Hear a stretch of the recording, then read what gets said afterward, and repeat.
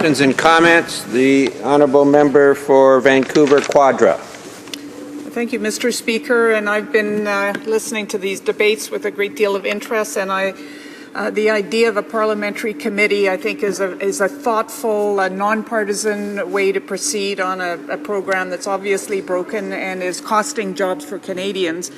Despite the parliamentary secretary's rhetoric, there's huge problems and a mushrooming of numbers in the temporary worker program in ways that are not adhering to the claimed objectives of the program. But my question to the parliamentary secretary is, has the government done anything to learn from the experience of Northern European countries that had temporary worker programs that then the research showed led to an avalanche of bankruptcies of their own businesses who were unable to compete with the lower wages being paid and the worse working conditions, and eventually those European countries, Germany for example, that made major changes to their program. That's just the kind of thing that a parliamentary committee can find out about, what we already know doesn't work, and the path that this government has trod has already been shown to be ineffective in Europe. So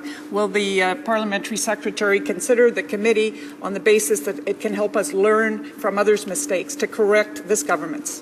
The Honourable Parliamentary Secretary.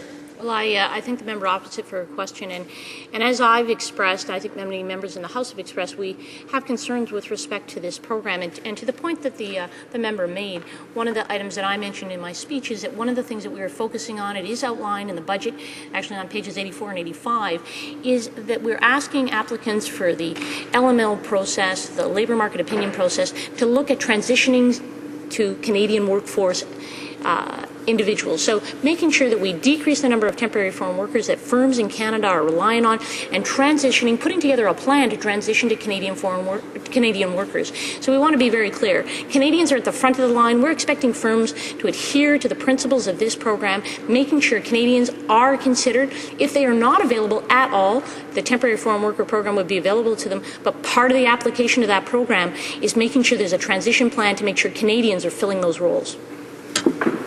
Resuming debate, the reprise